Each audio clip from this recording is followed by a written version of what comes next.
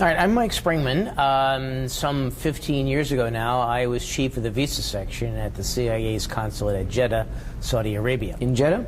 Yeah. People were being brought there from all over the Middle East for visas to come to the United States. And I was told they were terrorists that were recruited to come to the U.S. for training and shipped back to Afghanistan for fighting the Soviet soldiers. And this was, when I was there, this was between 1987 and 1989.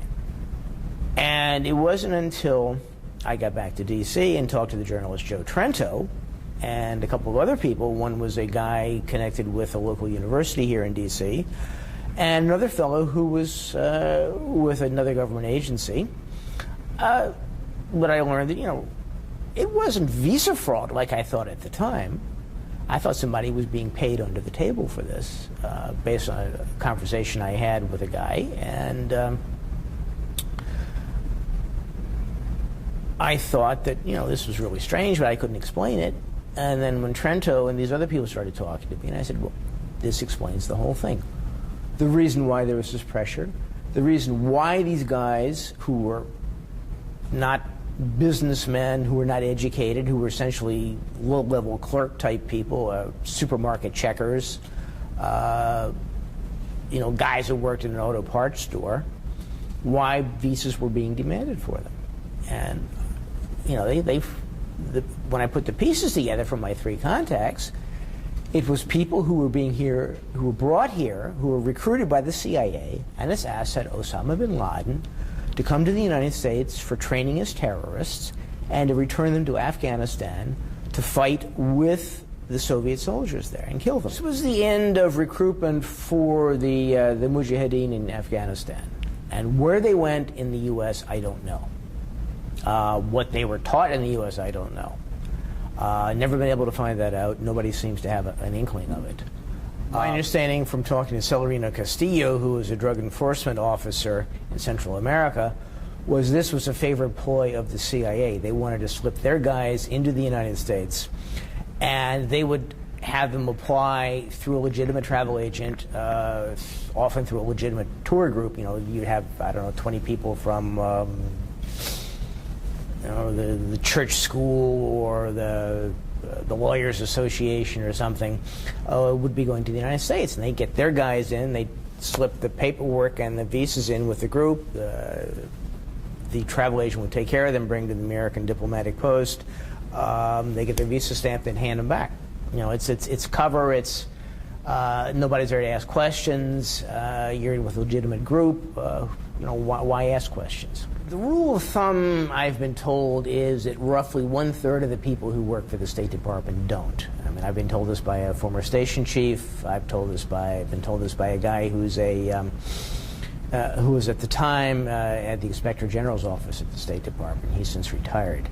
My estimate, I would say, might be as high as 50%, depending on where you are. But as far as Jeddah goes, there were 3 people, including myself, whom I know for certainty to have no ties, professional or familial, with any of the intelligence services, out of roughly 20 Americans at the post.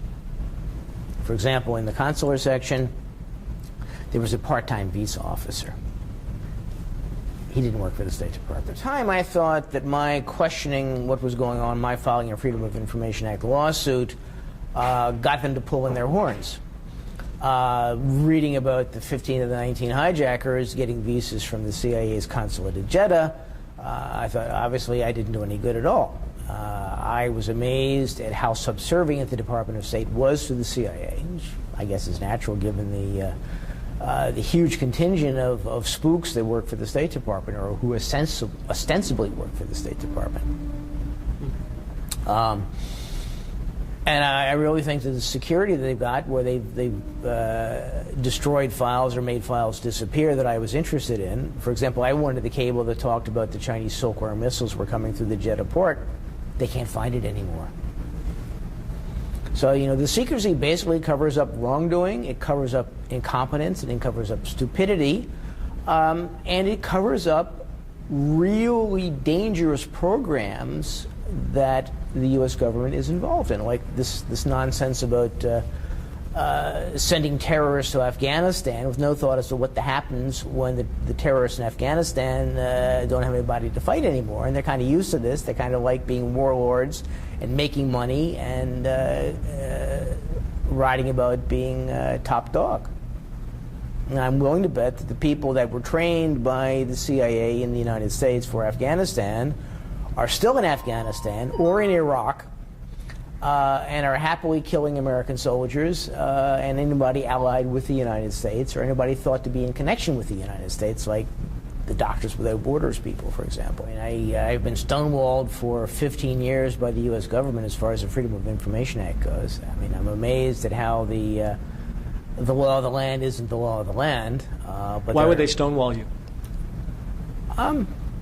Basically because they don't want to give up information. They don't want people to know what the government is doing. Two, because if the truth ever did get out as to what the hell they were doing in Saudi Arabia and elsewhere,